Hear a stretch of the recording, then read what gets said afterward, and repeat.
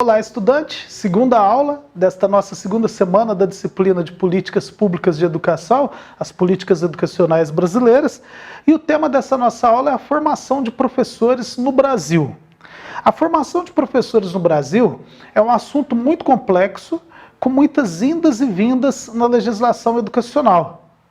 Porém, o que nós vamos nos atentar nessa nossa aula de hoje e o que nós estamos aprofundando aqui nos textos e leituras para a reflexão de vocês, é claro que é a atualidade dessa matéria no contexto educacional brasileiro. Para nós falarmos dessa formação de professores no Brasil, a gente tem que inicialmente falar sobre a incumbência, as responsabilidades dos profissionais docentes da educação brasileira. Onde nós encontramos essas incumbências? Na LDB, a Lei de Diretrizes e Bases da Educação, no artigo 13, artigo 13º da LDB, ele vai trazer quais são as atribuições, as incumbências, as funções que um docente deve desempenhar no seu dia a dia. Que é lógico que a principal delas é a regência da aula, é ministrar a aula para aquele nível educacional que a pessoa assim se propôs em atuar, se propôs em trabalhar. Então esse é o primeiro ponto para essa nossa reflexão, porque como já dissemos e a gente vem afirmando isso nas nossas videoaulas, tudo que nós pensarmos em educação no Brasil tem que ter esse respaldo de legislação. Com a formação dos profissionais não é diferente. Existe então um respaldo do artigo 13 pelas atribuições que os docentes deverão possuir, as atribuições que eles deverão executar no dia a dia. Aí você tem um panorama de como deve ser essa formação do docente. Na sequência disso, nós vamos dar um salto na LDB para os artigos 61 até o artigo 67 da LDB, que vai trazer isso para nós com um pouco mais de detalhes. Tá? No artigo 61 a 67, ele faz parte do título 6 da LDB, que é nominado de Os Profissionais da Educação, dos profissionais da educação. Então, o que nós vamos atentar nessa aula, né, os estudos nossos estão girando em torno dos profissionais do magistério, que são os professores com uma ênfase maior. O que nós temos? O artigo 61 da LDB, ele vai dizer para nós o seguinte: consideram-se profissionais da educação escolar básica os que nela, estando em efetivo exercício e tendo sido formados em cursos reconhecidos.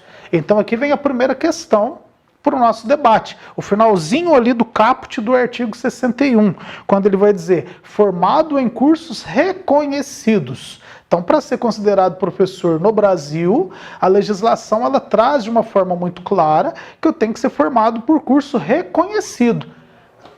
Ah, mas alguém pode estar pensando assim, professor, não existe curso que não seja reconhecido. A gente tem essa ilusão, mas infelizmente há muita má fé no Brasil, sobretudo com a abertura de mercado que aconteceu nos últimos anos, e existem instituições que ofertam cursos sem o devido reconhecimento do MEC, sem o devido aval, e isso gera muita dor de cabeça para os estudantes aí Brasil afora quando se deparam com essa situação. Então, primeira coisa, tem que fazer um curso que seja reconhecido. Para saber se um curso é reconhecido ou não pelo MEC, tem as ferramentas do próprio MEC, um sistema chamado EMEC, que ele vai mostrar se a determinada instituição e curso são de fato cadastrados, reconhecidos, dentro da legalidade que é exigida. Então, diante disso, esse artigo 61 vai trazer para nós, em 5 incisos, as categorias dos profissionais da educação. E a primeira delas é a que nos atende de uma maneira mais específica aqui para a nossa discussão. Professores habilitados em nível médio ou superior. Então, para atuar na educação básica, o professor ainda pode ser habilitado em nível médio. É lógico que hoje, com uma preferência maior para professores de ensino superior, mas ainda há essa abertura para professor que tem apenas o técnico em magistério ou o normal de nível médio, como alguns falam. A gente vai aprofundar essas nossas reflexões nas leituras. Diante disso, a gente parte um pouquinho lá para o artigo 62 da LDB, onde ele vai dizer que para atuar na educação básica, a formação prioritariamente ela tem que ser em licenciatura plena na área do saber, que o cidadão assim deseja atuar. Então, se eu quero lecionar matemática, licenciatura em matemática. Se eu quero lecionar para a educação infantil, para os anos iniciais do ensino fundamental, licenciatura em letras. Se eu quero lecionar química, física, sociologia, história, a sua licenciatura específica e correlata. E aí é importante também a gente ressaltar que no artigo 62 o legislador volta na afirmação que para atuar nos anos iniciais do ensino fundamental e na educação infantil ainda é admitida a formação de nível médio na modalidade normal. Depois, algumas pessoas podem questionar, né? Mas quais são os tipos de formação de licenciatura que nós temos? Ainda existe licenciatura curta? Por que se chama licenciatura plena? E os cursos de complementação pedagógica? Isso são discussões que a gente ainda vê no nosso contexto. No Brasil não há mais os cursos de licenciatura curta, com as mudanças que a legislação foi sofrendo ao longo dos anos, a licenciatura curta ela foi abolida, e todo curso de licenciatura no Brasil hoje ele tem que ser licenciatura plena. Tá? Por que plena? Porque ela dá liberdade para o profissional atuar, tanto no ensino fundamental quanto no ensino médio. Antigamente você tinha uma licenciatura de língua portuguesa, uma licenciatura de letras, que habilitava apenas para ensino fundamental. E aí, se você queria lecionar no ensino médio, tinha que fazer uma outra licenciatura, que era a licenciatura curta e licenciatura plena. Pela legislação atual, não. Você faz uma licenciatura só e pode atuar, seja fundamental ou seja médio.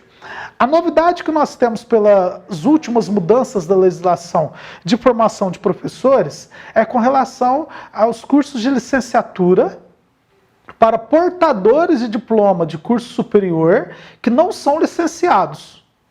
Né? Como assim? Vamos imaginar, meu amigo Diego é formado em jornalismo e ele quer lecionar.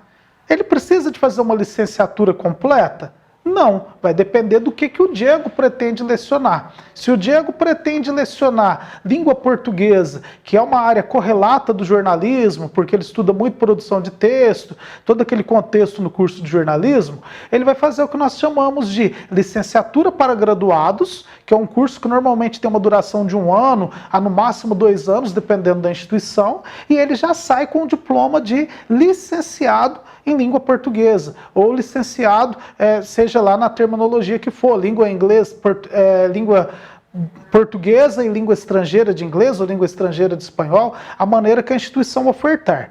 Ou então vamos pensar que a Marisa tenha lá a sua formação já em licenciatura em letras, mas ela quer fazer pedagogia. Ela precisa de fazer a pedagogia tudo de novo? Não. Existem algumas instituições que vão ofertar para a Marisa o curso de segunda licenciatura, onde ela vai estudar apenas os conteúdos específicos da área da pedagogia, sem a necessidade de rever tudo aquilo que ela já viu, que é o que nós chamamos de núcleo comum em todas as licenciaturas. Então, nesse exemplo, tanto o Diego, que tem jornalismo, quanto a Marisa, que já tem letras, poderão fazer uma segunda graduação, ou seja, um segundo diploma universitário, num tempo menor, e com a mesma validade de quem já tem a sua licenciatura tradicional. É uma possibilidade que o MEC proporcionou para ampliar o número de professores, dado a ausência de profissionais com diplomas há alguns anos atrás. Para a gente encerrar as nossas reflexões sobre a formação de professores, cabe ressaltar que os cursos necessitam de ter uma extensa carga horária de atividades práticas e, por fim, com relação à formação para o ensino superior.